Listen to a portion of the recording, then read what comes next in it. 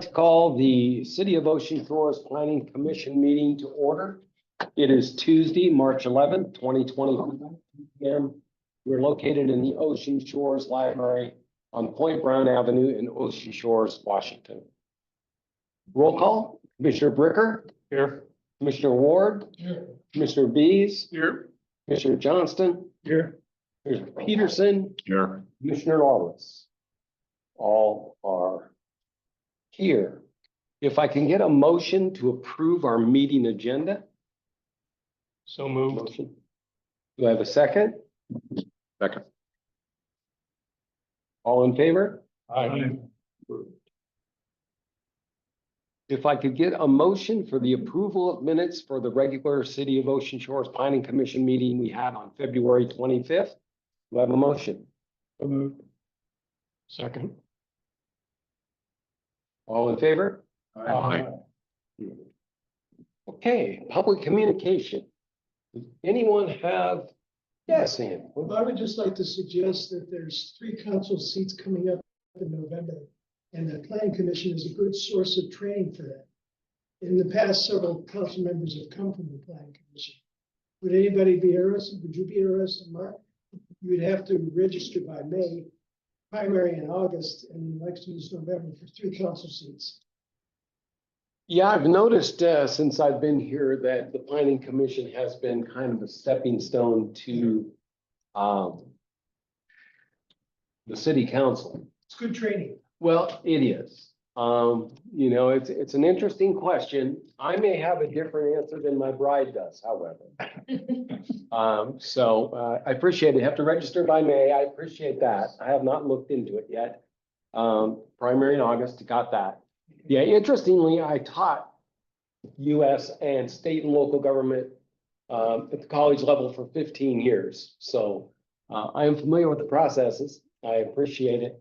Well, if they lose you here, then you would have to elect somebody else to represent this meeting. That is true. That is You true. can't hold those seats. No, not at all. That would be, yeah, a little much, right?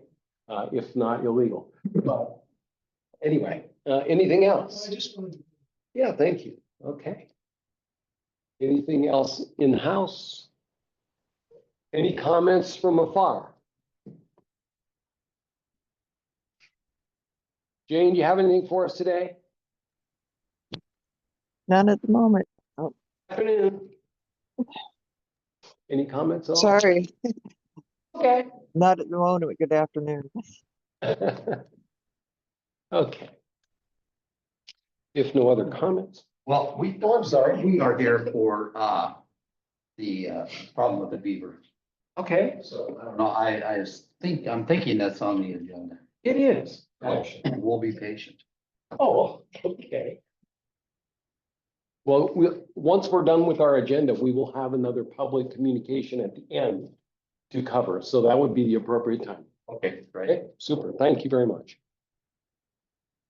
Okay, next on the agenda is follow up on parking in downtown corridor. I sent some documents out to everyone. The Thorn had provided with some updates, some ideas on what other locales are doing with parking. And also a very interesting, I thought, that Oregon as a state is doing away with parking mandates. So that was just kind of an interesting thought. So any comments on those documents that I sent out to the commissioners? Well, you know, I looked at them and Port Townsend, the only thing Ocean Shores has in common with Port Townsend is salt water. The rest of it, no. I mean, in my opinion, until we get a comprehensive plan, what we're gonna do with downtown as far as sidewalks and all that, I don't see how you can change the park. It'd be counterproductive in my opinion. Very difficult. Anything further from the hearing examiner on the food bank one that could impact parking in downtown? He did approve the application for the conditional use permit but it's my understanding, I don't know that I can even speak to it officially, but there's rumors on the street that they've withdrawn their application for that particular site. I don't know that to be a fact, but so I haven't been back on that. Okay. With any focus. So to be determined. To be determined, correct. Very good. But he may not know, but from what I've been told by an extremely reliable source, they have decided not to go with it. Okay.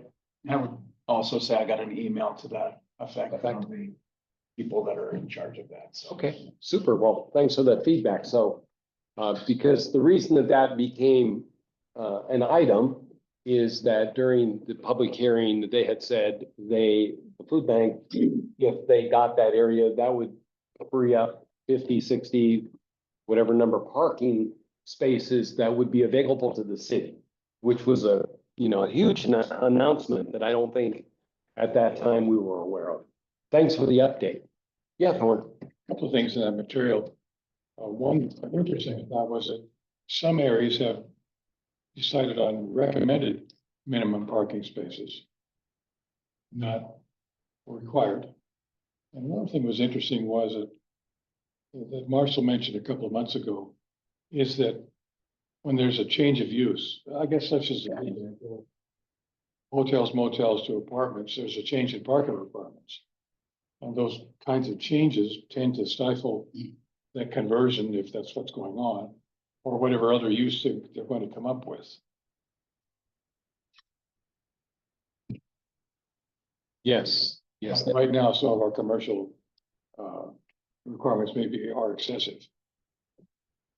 To the extent that we have honestly, a bunch of hotels that are probably not the most attractive for overnight renters are certainly being converted to apartments, which has apparently a higher parking requirement. Was it 1.5? Yeah, 1.5 Versus one. versus 1 for transient, correct. So that's also an impact. Okay. Any other thoughts on parking? So, I have just one comment. So I came from the city of Bonnie Lake, lived in the city of Sumner. Yeah. And they put in 400 and 500 unit apartment buildings. And in the effort to try to help industry and find housing for people. So the parking lot accommodated about a third of the tenants. And so they ended up parking in the city's parking lot, and I didn't have a place to park, and I worked there. And then in Sumner, the same thing with apartments and different buildings where they lowered the amount of parking, and now if you pull into Sumner, you'll find cars parked all the way down the main drag all night long. And that brings and entices a certain type of person that tends to break into those cars, and because they're nowhere near where anybody lives. No, I'm familiar with the Sumner parking issue, and it is an issue. And it's worse now. Where the YMCA is, they dumped in another 400 or 500 unit apartment building. Oh, my goodness, yeah. It was bad before. Yeah, it's Okay. Yeah, so we have to be cautious that, we don't do something that's going to then make us regret it down the road. I mean, it's good to talk about it. Comprehensive plan is set up. I know that the downtown corridor is being worked on by several different folks and agencies. So we're just gonna have to wait, I think, just to see how that process evolves. Okay.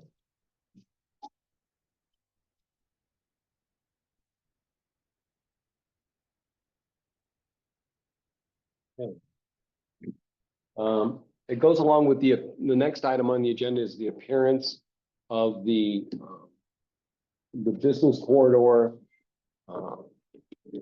We've got several things started. I don't have anything to the point where I can report it yet. Hopefully by next meeting, I will.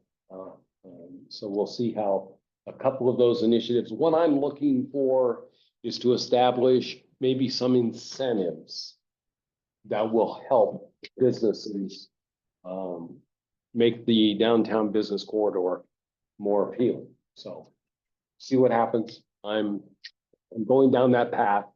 So it's either going to be successful or a colossal failure.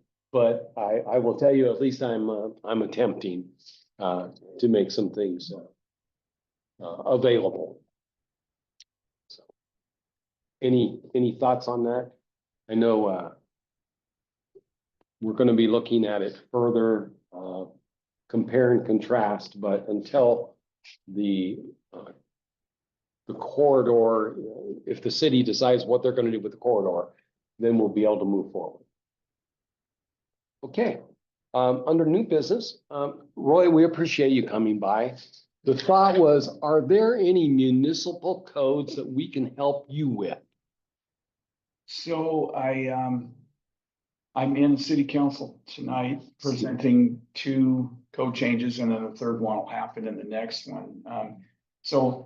I've kind of been going through mine. There are 2 sections that are missing from the building code section. You know, like when you start getting into definitions and getting these things that are in most of the municipal code, you don't have, you know, that in there. General provisions, it'd be nice to have a general provision spot, and then populate that with things that, you know, that we run into on a daily basis. So there is more that I would like to do.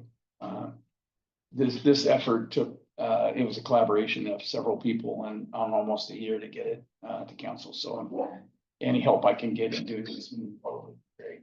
So is this kind of a general provisions? Are you looking for specific guidelines? Are you frequently asked questions that will help the community just in general So about? if you go into planning, planning's, you know, there's a definition section and all that, then you go into planning and you go in there and there's general provisions. And these are things that, you know, are applicable throughout the city of Ocean Shores. And there are some things that I come across building wise and some of the things I want to change. Okay. You know, stainless steel requirements and different things. And that's what I'm going to be working on tonight, and heights of foundations, that type of thing. So, because it creates problems around the neighborhoods. Guys, I did notice that you were on the agenda for those 2 items tonight. So general provisions, anything else? Nothing comes to mind. Okay, Thorne. Are these things that make building more expensive here than otherwise would happen, or are That's these state my- requirements? It's my goal is to increase, no, I'm kidding. So the deal is, so there's a FEMA study that's out there and it talks about stainless steel use, and that came to mind when I'm at the Lighthouse Hotel and I'm in 4-story decks. The saddles are rotted out of all the hangers, and so we've got guests that are precariously hanging up there. And that's not just that hotel. It was every hotel down the road has had major deck repairs in the last 2 years. So as I see those, even the Shiloh, which is an enclosed deck, waterproof decking, they pull the plywood off and all the hangers are rotten in there. So my goal is not to drive up the cost, but the cost, look in the building code and find where it says money savings. It's not in there. But I would tell you it's life safety. And so it's only for houses or buildings that are within 800 feet of the water. So, you know, the lakes, and I've had pushback, you know, hey, you should do it everywhere. And then I've had people saying you shouldn't do it anywhere. But I think to give us a fighting chance, if you have exposed fasteners, exposed flashing, because I go around on these houses that are, you know, they're 8 years, and I process the permits. A lot of these houses get a new roof every 8 years. These are 35-year comp roofs that last 8 years. So it is a harsh environment. A lot of people don't vent them properly. And a lot of the leaks come from zinc flashing that has failed. And so if you had stainless steel flashing, you probably wouldn't have that issue. But if you drive up and down, you know, if you get down there towards the jetty, I mean, that stuff is suffering over there. A lot of products suffering over there. And you'll see a lot of houses, probably a fifth of the houses out there right now are in reef-side. So, you know, in some fashion or a wall or whatever. So that was that. The lifting of the foundation, we've got several houses that the city on an annual basis will go out and sandbag and protect these houses that were allowed to go in I say allowed, but there wasn't anything stopping them from doing it. We do have an elevation, I'm just gonna match what B1, B2 has a height requirement for a foundation, and I'm just matching that so that all, all of the building is the same. So, and that can be debated. I mean, it's in the code that they can meet with me and plead their case. There are some lots, if you're down on Duck Lake Drive or on Mount Olympus and you're heading down, towards the lake, obviously you're not gonna park your house any higher than you have to. And in that, you can do swales and you can do different things to divert water and whatnot. But that in the pothole lots out by the jetty are another example of one guy's 4 feet higher than the other, and everybody wants to be higher than their neighbor. And sometimes that battle does flood out other lots. We've got quite a few lots at Marshall, places where a house went in a certain way and then ends up putting all the water and flooding the street, where they've never had water. And that complaint's going to continue as we keep building. You have all these vacant lots that are now getting cleared and now getting built on, and gravel or concrete or whatever they're putting in there. And that's, that problem's going to exacerbate as you go down. It's going to exacerbate the amount of water that we're dealing with. So, but the city public works department is scrambling, every winter, and they're, finding routes and ways to get that water moving to a waterway or a place where it's harm to a house. So I thought we required stainless steel valleys and plastic. We don't. The stainless steel was in the chapter 15 at one time. And I'm not sure when that was, but it's not, I go through the code and I couldn't find, and there's it's in the building code, but it does talk about corrosive. There are measures that you have to take in corrosive environments, and some of that is treated lumber will actually eat a lot of the hardware and nails that you use to install it. And so there's different types of fasteners and hardware that you have to use with treated lumber in that. And so, I was told by several people that used to be in the code, but and so I'm not sure where that got changed or why, but I don't know, we have code in there for the VIAQ that it was brought into the building code, ventilation, indoor air quality. This same year, it was taken out of the code. We adopted it that same year. So Talking about stainless steel hangers for joists, things like that. Yeah, that kind of thing. So, but it is, I'm not sure how things get in and get out of the code. I'm just trying to get the code to say, maybe not be vague, but the IBC in its most current form, instead of spelling out all of the IBC code or the Washington State Energy Code. They spelled out how it has to be insulated. That hasn't been a code since '94. And so we have to kind of write a code that moves and evolves in our adoption process. So Is there anybody using stainless steel hangers now? yeah, quite a few. And on a lot of the projects with these hotels, I can't force it, but I've insisted and they've had no problem doing it. And It couldn't cost that much. Could it? it's not that much more, and the nails, it's probably double in cost, but a joist hanger is not that much. And that nails are crazy, that's $100 for a box of nails, and so if you're doing stainless, you're probably looking at 200, but you're also looking at keeping it. I talked to Mr. Brunstead yesterday because he had some questions about that, and with siding where you have exposed nails, if you're doing board and batten, you can see the rust rings will start forming in about 3-4 years. And the best you can hope for is to keep the paint on there thick enough to fight that off. But I think it'd be a good idea for people, but a lot of times, like you say, budget wise, people are looking at what they can build for and what they can sell for. And that gap gets closed by the new energy code, is taking some money away, and it doesn't add value to the home. I think it adds value, but an assessment, you don't get any more for putting in a special heat pump than you do for any other heat pump, and so it's sometimes the code can be costly. That's the same requirement, so not ours. Right, but we adopted the state code in its entirety, Do so we have any ability to go minimums below those requirements?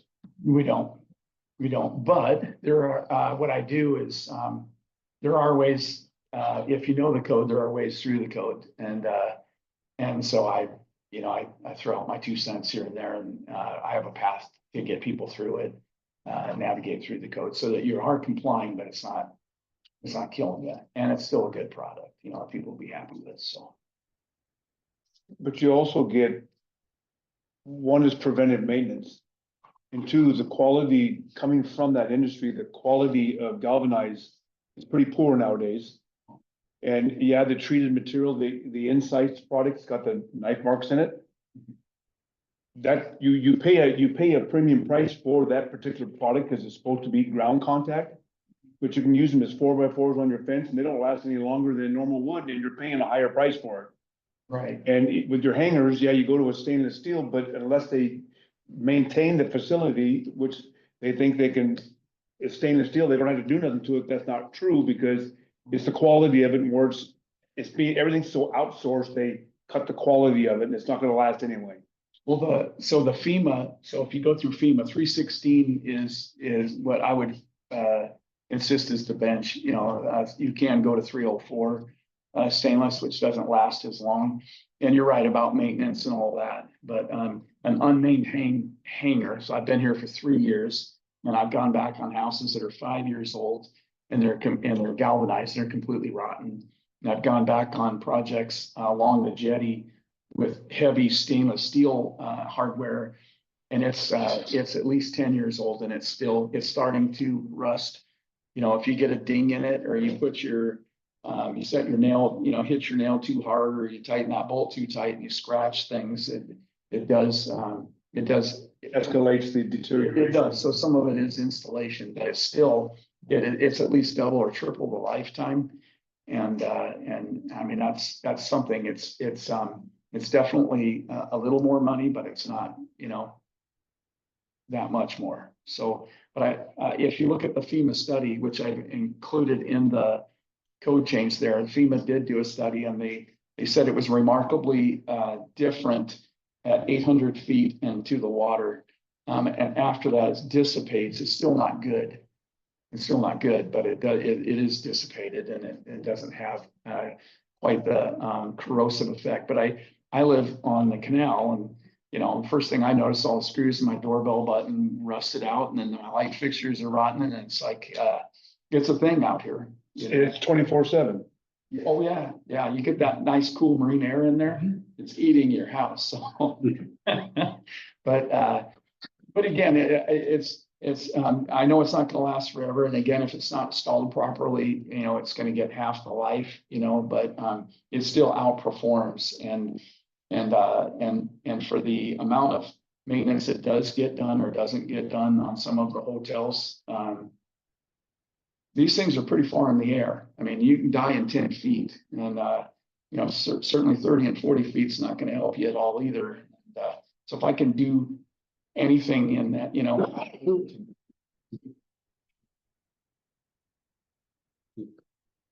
You mentioned water earlier and it made me think, topic change really, but I'm seeing, and I don't know the answer to the question, but I'm seeing as I'm driving around where people have taken the front of the house where culverts were and covered them with asphalt or whatever.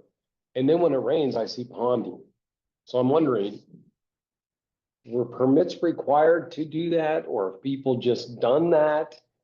well, it does require a permit and yes, people just do that. But I would tell you for the most part, yeah, it requires a permit. So you have to have your culvert inspected and you would have to tie the culverts together and make sure you have grade and all of those things. But where you get the ponding and the water that you didn't notice before is it's all the impervious area.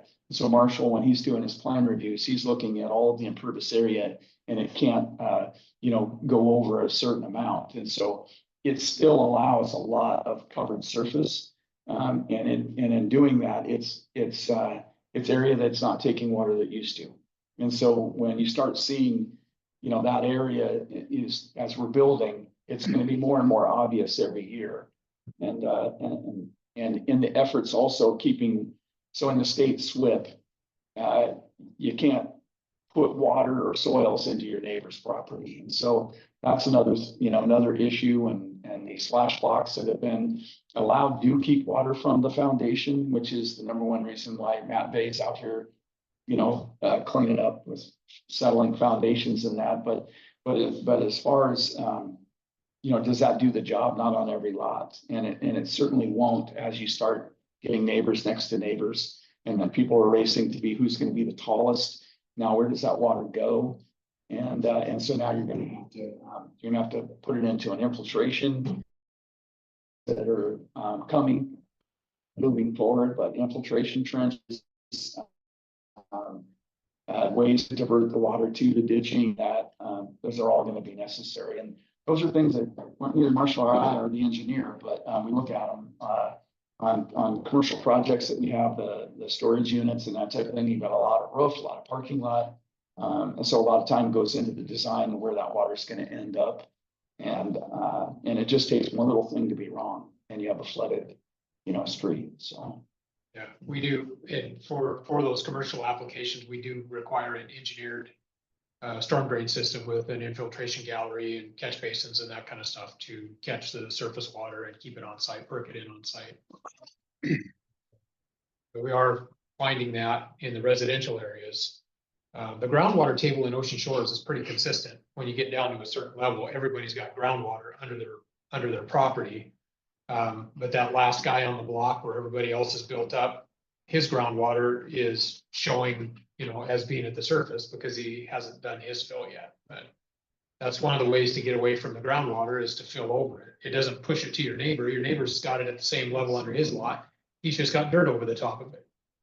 So we'll be looking at that. We're looking at adopting the new, at some point, we're gonna, be required to adopt the new storm drain manual from Washington State, and that will impose, more restrictions on that type of impact. We've always had a city engineer to work on that stuff in the past, and like Roy said, we're not engineers, but we know enough about reading code and designs and blueprints and stuff that we kind of muddle our way through, and we're starting to push some of those things. We're starting out with the commercial today, and we'll be phasing that into and Gary Peace. I don't know, those of you who were on the council when Gary was here, we had conversations about rain gardens and infiltration galleries and stuff like that. And so we're working that direction. Okay, super. Any other comments? Anything else, Roy? Well, thank you so much. We appreciate it. And anything we can do to help, Yeah, sure. we're here for you. Appreciate it. And we will be talking about that guaranteed. So. Great. All right, thank you. Appreciate it. Okay, the next item on the agenda is trapping of beavers in Ocean Shores. This has been an ongoing thing, and it's been brought up again. Dan, you want to highlight that, please? Sure. Okay, the ordinance is 8.2, 8.20.100 Ocean Shores trapping ordinance. It was put into effect in 1976. So I asked Nicole and Sandy went back. I wanted to know what the population was back then compared to what it is now. And they found a population certificate from 1979. There was 1,604 people here and 1,191 buildings, housing units. And then the 2000 census, there were 6,715 people and 5,518 housing units. And then I found an estimate by somebody for July of 24, 7,135 population and 1,503 housing units, which that's a difference of population increasing by 5,531 and 4,712 housing units. So there's a code that's old, needs to be looked at. Okay, what I supplied you is the Ocean Shores Code, the Washington State RCWs applying to trapping. In particular, I highlighted two RCW 77.36.030 definitions of trapping and limitations, and then 77.36.160 requesting for relocation of beavers. And then I also have in there, my proposed changes to the Ocean Shores trapping order.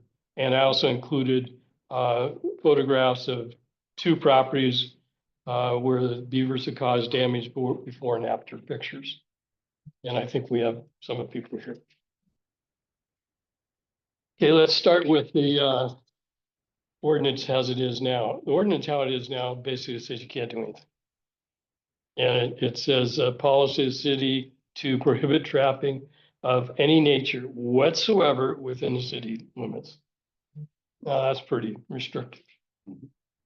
So, the Washington State Code, the one that I highlighted, is trapping or killing wildlife, threatening human safety or causing property damage, limitations and conditions. And they're pretty standard. So if anybody wants to read those, they can read those. And then I also highlighted the request for relocating beavers. And it sounds like they would come in and relocate them for us. So the changes that I recommended for the code is strike the word whatsoever. It says city to prohibit trapping or of any nature within the city limits except for threatening of human safety or causing property damage. And that's pretty standard. I don't know why we wouldn't allow that. Yeah, it was interesting to go through the material and realize that it's just prohibited. I know when I moved into my neighborhood, I had 2 neighbors actively at war with a beaver that was in the moat between the houses. And I mean, they weren't quiet about it. Neither was a beaver, by the way. They were very vocal and trying to kill it, if I can just be honest. It eventually was trapped and moved. Illegally then.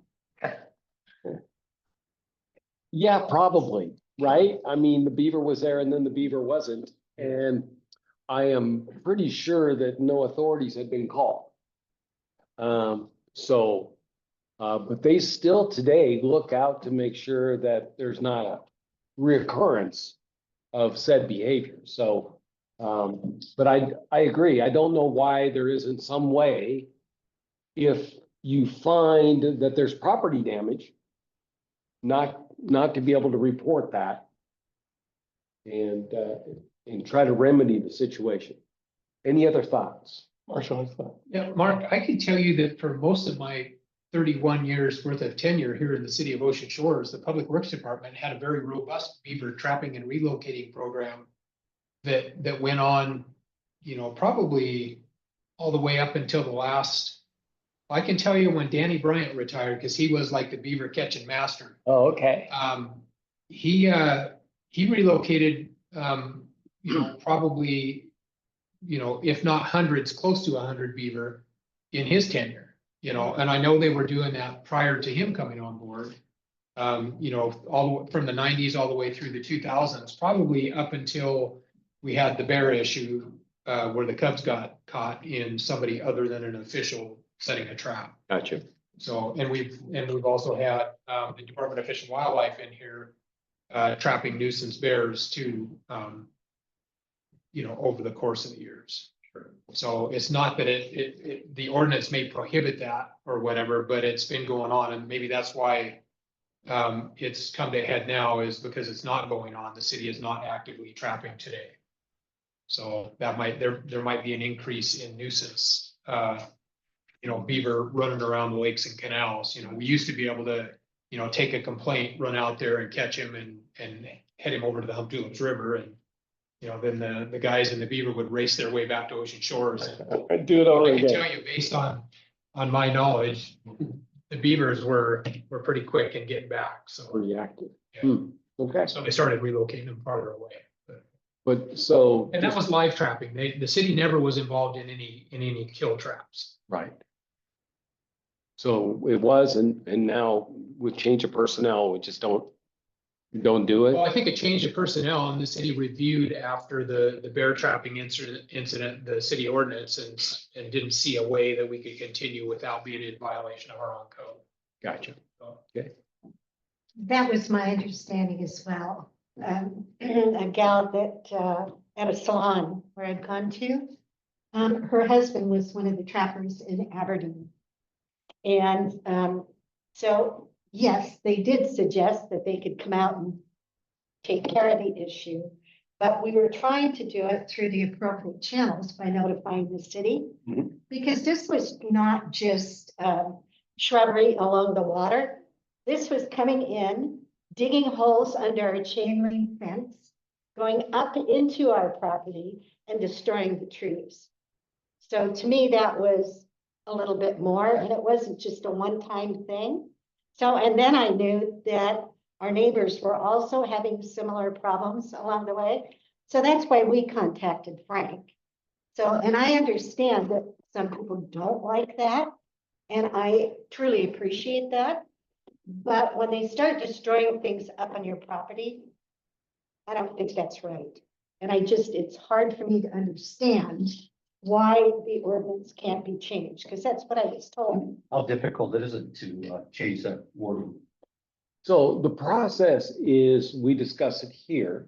Yeah. If we, hypothetically, if we would all agree that a change needs to be made, we could vote on it. We could say that we're going to do a change in the ordinance and send it to city council for approval. So we can't change it, right? So we advise the city council. So the city council then would have to vote to make the change in the code. I see, all right. But that's the process. What would be the reasoning against it, against changing it? Well, I'm sure there is. I'm sure there are people that would say things like, what's the data? How many times has this occurred, right? I get that a lot. So show me has there been 2? Has there been 10? Has there been 20 incidences of that? The pictures that were submitted were very revealing. Yeah, very good. Thank you for that. I mean, they're very revealing and definitely show the damage in which you're speaking. The question would, I was trying to wonder what questions we would get back. So is this the only incident that we've had in Ocean Shores? No. And right, so that's what we would have to do, is get that data together so that when we sit in front of the city council with a proposed change, we have the data, we have pictures to show, et cetera, et cetera, et cetera. What people will be opposed? Okay, so you're gonna trap a beaver. Well, what happens if my cat gets caught in the trap? What happens if?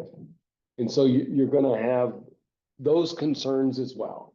I'm not naive enough to think that people aren't gonna be, concerned about what ifs.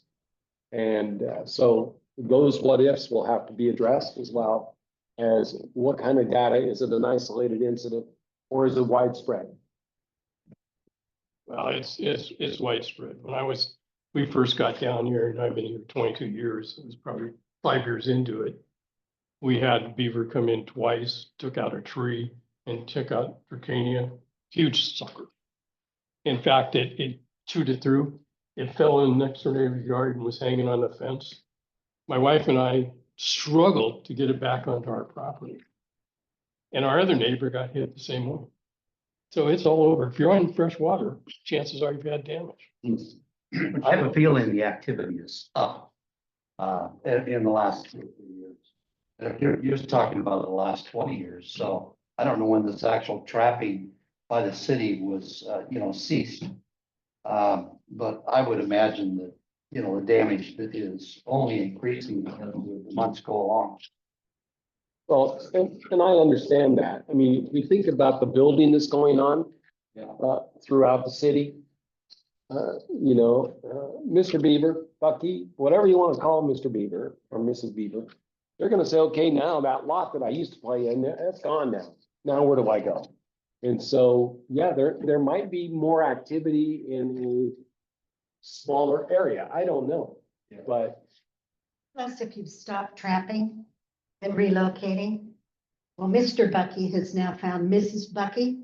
So now they have other Buckies Right, as well. So gotcha. They're just gonna grow. sure. Well, and that's on the same scenario, that's the same issue, if not even worse, with the deer population down here, because with growth and no control of certain specific specimens we have around here, there's bad inbreeding with the deer, and you gotta educate people not to feed them, and they still do that, and then they terrorize your yard, eating your plants that supposedly they say they won't eat, and all I got is stick in there now. Sure. I feel your pain. I do too. I mean, I was pretty naive quite a few years back when I put pyramids in along my driveway in the house I built. And I came down and started noticing I thought I had mites because the pyramids were like this, and I'm going, so I start spraying the son of the bitches and they go, oh no, that's not mites. I'm going, what?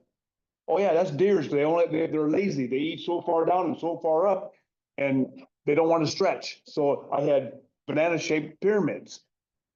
duly noted. Yeah. I think we could find a lot of data on that. Yeah.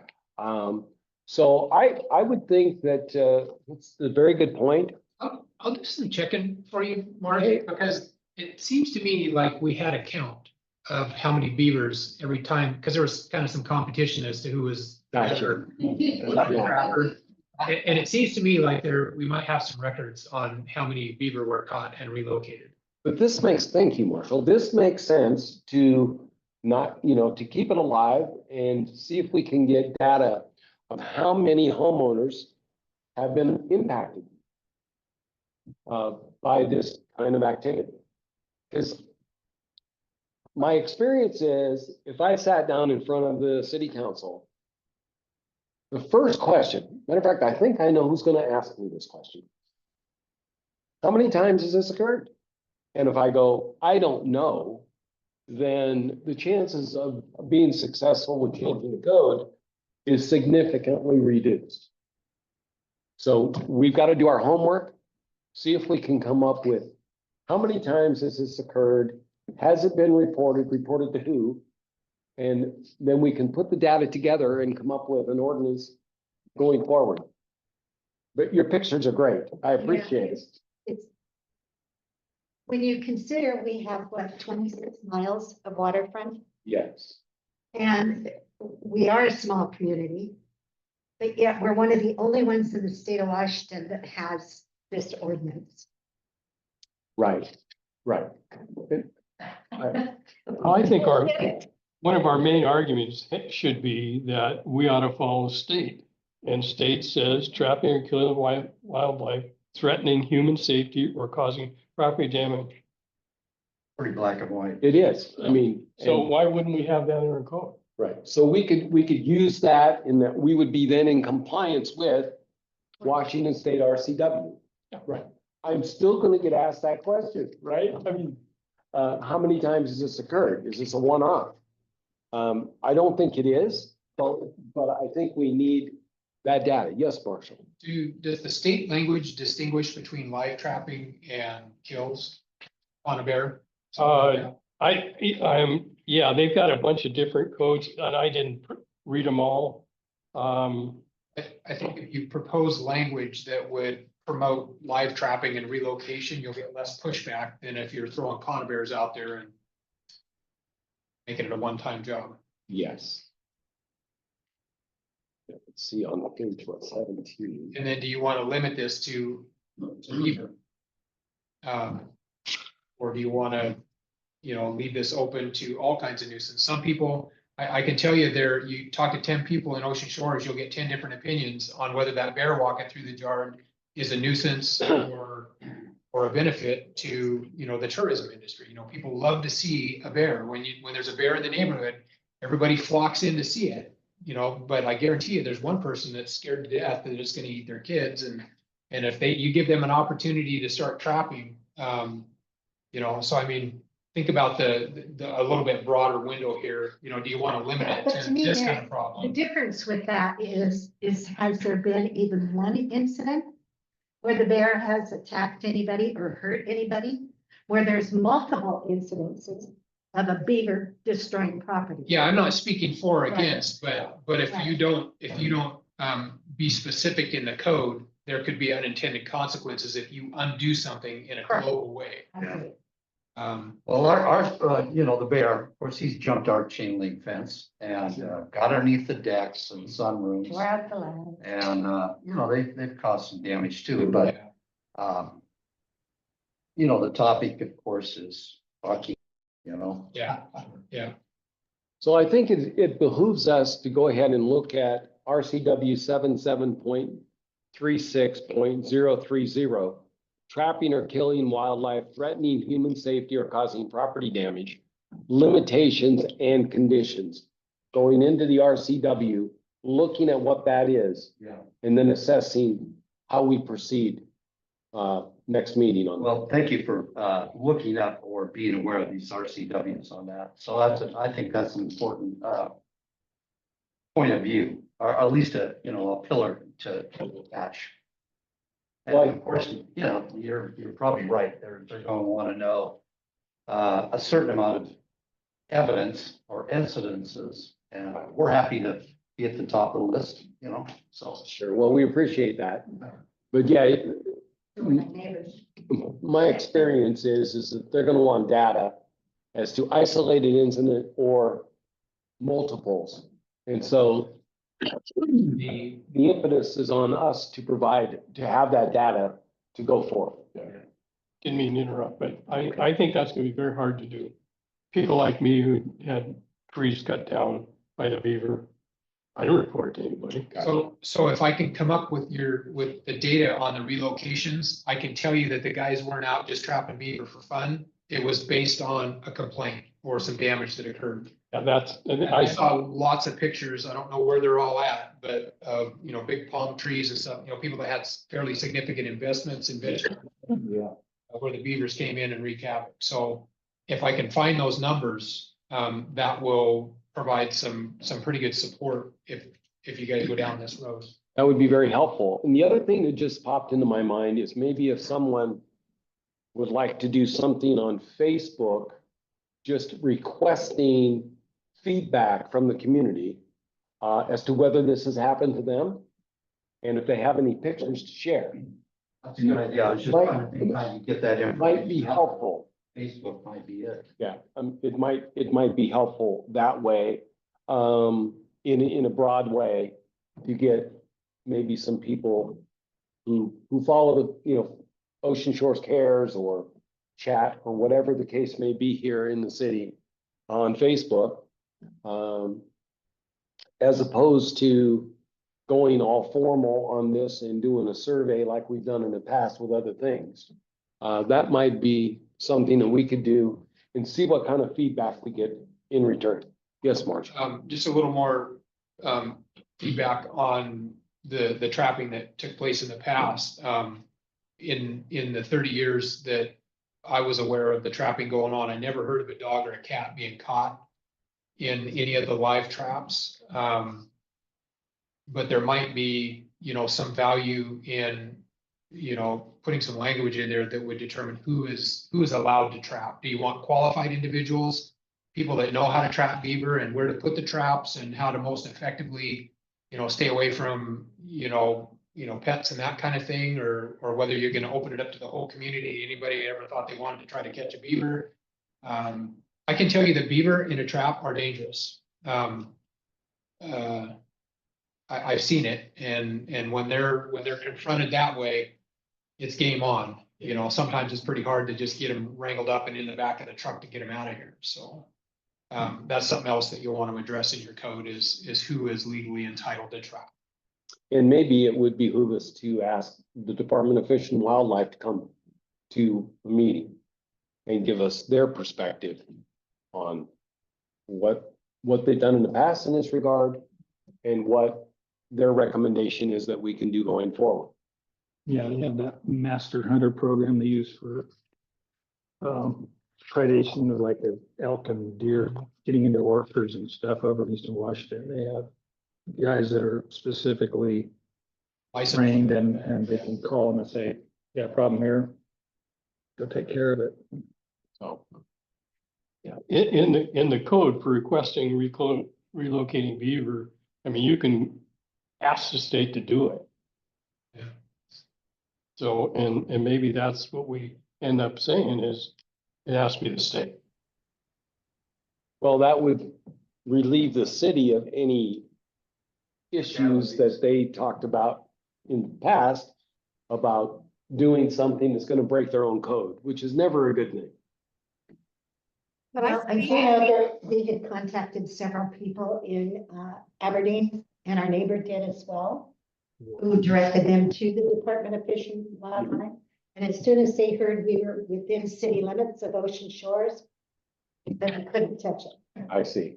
Okay, I wonder if that's because our ordinance prohibits Is it. our, probably. Yeah. That makes sense. Yeah. Right. So if we change the ordinance to allow the state to come in, then maybe that fixes this problem. That might, yeah.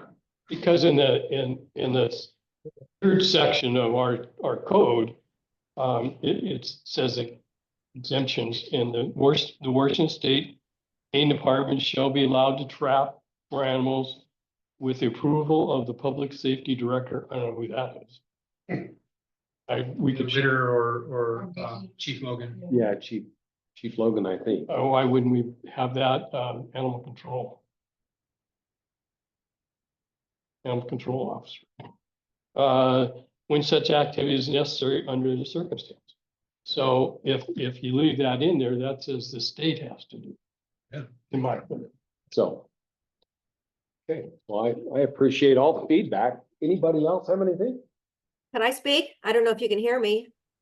Yes, go ahead. Hi, I'm the I'm neighbor of the people that are sitting there with you. And Uh-huh. this problem started at our home about 3 years ago. And at that time, I contacted the state. They gave me the telephone number of a private contractor because the state said that they didn't do it, but that they did have some contractors that did. We gave a call to this person. He happened to work for the state. And he came to our home and he looked at the damage that had been done. We're the neighbors that have the damage done on the dock, as well as all the pots that were lining the front of our property on the water side. So he came out and talked with us for a long time. He reviewed everything. And then he went back and he gave us a price. He said it was going to cost us about $100, I think he said. He went back to his office and was talking to somebody within the state department, within the state. And they said, where is this located? And he said, Ocean Shores. And they said, no, you can't do that because of the ordinance. There you So- go. It appeared to me that the state would not become involved with it. It had to be a private contractor because they were going to charge us for it. Now, that was 3 years ago. We have not reported it because we, quite frankly, didn't think that there was any solution to this. So subsequent to that, we have now removed all of the pots. We've just had that done by a landscaper because there was so much damage that was done. At great expense. Yes, it was very expensive to do. Everything has been removed off of that side of the house now so that the beavers will no longer chew on it and make that their dinner.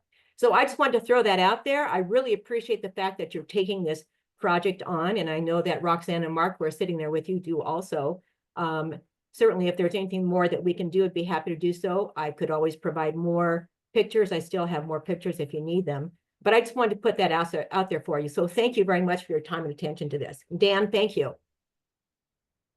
Thank you for your feedback. You're welcome. Anybody else? Yes, please. Ann. Well, your suggestion of bringing somebody from the state was a very good idea. Because he came to the council meetings You did. and explained the problem with the beers. And he has so much experience, he advised a lot of good ideas on the problems like this. One of the biggest problems, at least with the beaver, and I don't know if it's true with the beaver, but people are feeding the wildlife, and that's causing a lot of trouble. Yeah, I was at the council meeting when he spoke, and that's kind of what gave me the idea that, So I think he would be good. well, I will reach out and welcome him to do that. Because any feedback we get, any ideas that we get benefit the community, so. Okay. Anybody else? All right. Just whoever had the idea of the Facebook, I'm just sitting here listening to beaver thing, I have no clue, and I've lived here for a while. So to get the word out, I think there's a lot of people that have no clue, and if to get the word out, to get photos, and you'd be overwhelmed with photos and information. That would be the hope. Yeah, It's just, get it out into Facebook, local bank grievances, fires in areas where you get overwhelmed with. Thank you. Okay, if there's no other comments on that particular issue. We'll move on to discussion item number 7. Complete the connection of Point Brown multi-use trail north to the traffic circle and other things. There's been a lot of items brought up in this forum by individuals. Thank you. Oh, you're welcome. Have a great day. Yeah. So I have sent a list of things that have come up either in the meeting or outside the meeting, brought to my attention. And I sent them on to Becky Leach for consideration. She has responded. She shared it with the mayor, and at my next meeting, I'll go back over these with him as well. So the item of the multi-use trail was number 2 on our biking and walking survey. So that's still at the top of our list since we did the 15-mile bike trail. This was number 2 as requested by the community. Other things, request for reflectors in the median where folks turn left as you come in the gate. I've heard from several individuals that at night, they have trouble making that left turn for whatever reason, and ask if just reflectors could be put along the concrete there that would assist them. So I passed that on. Evidently, the curb is hard to see during nighttime. And if you've ever driven into town after dark, yeah, it's reflectors could help, I think. There was concerns about narrowing from 2 lanes to 1 lane going into IGA. So I passed that concern along. Ocean Shores Boulevard south and north on Butter Clam is hazardous to walkers. I passed that along. And then I did a personal one about a near tragedy that I had at the roundabout after dark. Someone trying to cross. He was in a wheelchair, couldn't reach the flags even if he wanted to, all dark. And fortunately for him, I was able to stop. Fortunately for me, there wasn't anybody behind me because I just saw him right at the last second because there's expensive, but putting reflectors along the bottom might, along ground might help because you're turning, looking down might be helpful. So anyway, I put that on there because that was a personal one that was almost a tragedy for not only me and the gentleman that was in the wheelchair.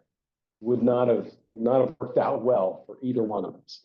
So the mayor is aware of those, and I will also be speaking to him soon about the details of those. Any comments about any of those? Yeah, Dan. I thought about this. It's much safer now that I'm not golfing, but that fairway along there, so many balls end up in the street, and it's a liability. I would think that'd be a liability for the city if we went down that way. Valid point that you make. So in our discussions, there has been one thought of putting the net down along for that very purpose. So we'll see how it works out. That was brought up, however, as a concern.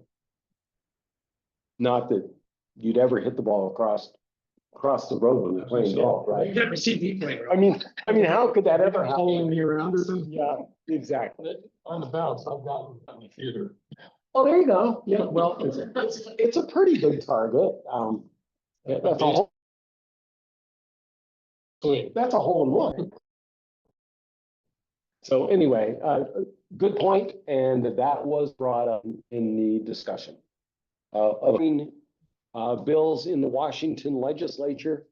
It's interesting, I'm still following up on those every week. And interestingly, I'm getting some information from folks who are writing about this stuff in Olympia. And I came across a bill that they said was dead. Okay, cool, but it was on my list, so I looked at it. They said it was dead, not going anywhere. It's Senate Bill 5249.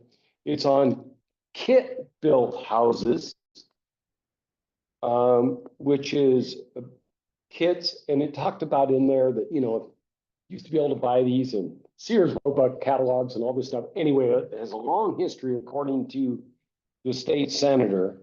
But in any case, it passed the Senate 49-0. So it's going to be moving on to the House. What's interesting about it, it's kit homes up to 800 square feet. And as I read into the details of it, I don't think it's going to apply to us because if I'm not mistaken, we don't fall under the Growth Management Act, right? Right. So those cities that fall under the Growth Management Act would be impacted by this Senate bill. Not us. But 49-0 does not sound like a dead bill to me. What's that number? Yeah, Bill 5249. And then the other one that we were looking at was legalize MDUs, which are low cost, fast build, flexible solutions. It's different than 5249. That's still in the Senate. It has not moved to a vote yet on those. What's that number? That is Senate Bill 5332. So I just wanted to bring those updates to you. And I'll continue to monitor those. And if something you know, if you hear of anything in the legislature that piques your interest, let me know. And I'll add it to my list to follow. Okay. Marshall, anything for community development liaison report that we can help you with? No, we're chugging right along, still kicking permits out. I'll have a rezone for you guys in the following meeting. Okay. Or very similar to what you've done in the past. All Other right. than that, we're just plowing ahead. Super. Well, just let us know. I mean, we're still working on the metal fasteners. Yeah. Let us know if there's anything else that comes up that we I can. was in that quite a bit today and there's a few things that we need, you know, that keep popping into my head. It's like, oh shoot, I see these, you know, like the carports and the boat covers they're just a little over 200 square feet. They probably should just fall into a permitted structure, and then, you know, you guys can decide how you want to handle it from there, but they need to be probably a little more clearly defined. They are probably more akin to a gazebo but they're just, you know, they're a little gray in the code. Like it to be a little more clear, so when people look in there, they can say, oh, here's my carport. Sure. Well, we'll get that done. Any planning commissioners have any reports for us today? No, sir. Okay. Public communication, anything from in the room? I have some. Yeah, James, second. Yes. About the jetty down there, I think there needs to be signage down there, where you pull in and park with the big rocks on. That states on there, do not climb on the rocks. Because every time I go down there, lately, there's been people, and particularly at night, because you can't park overnight. But there doesn't say anything about you can't climb on the rocks. and they jump out there and first thing they head for is the rocks. Sometimes there's children with them and sometimes it's just people that want to climb on the rocks. And they're wet usually. So for safety, the sign might be helpful. Anything else? Jane, what do you have for us today? Hi, yes, I was, can you hear me? Yes. Okay. I was, about the animal trapping. And, number one, we need to be very careful about talking about the city trapping and everything when, once again, a citizen was, cited for that. And it is illegal for everybody to trap in Ocean Shores until that code is changed. My other thing, and I know it's in the state code too, and I will do my own research also on this, but my concern is when it says property damage. To me, that is kind of selective. Is there a definition of what property damage is? Just as the instance when Marshall was talking about some people, oh, cute bear, love the bears, and other ones are scared to death. Some people find the deer nuisance for the little bit they eat when, so my concern is property damage could be a selective issue to where it came in and ate just a couple plants or to where it's done to these people's property, severe tree damage. So that would be something else that I would like looked into. And like I said, I'll do my own research if there is actually a legal definition or not of something like that. Because once again, I think just saying property damage can be a selective statement. So other than that, thanks a lot. Thanks, Jane. Okay. Our next meeting will be Tuesday, March 25th, 2025, 2 p.m. at the Ocean Shores Library Meeting Room here. Our secretary for that meeting will be Dan Bricker. Do I have a motion to adjourn? So move.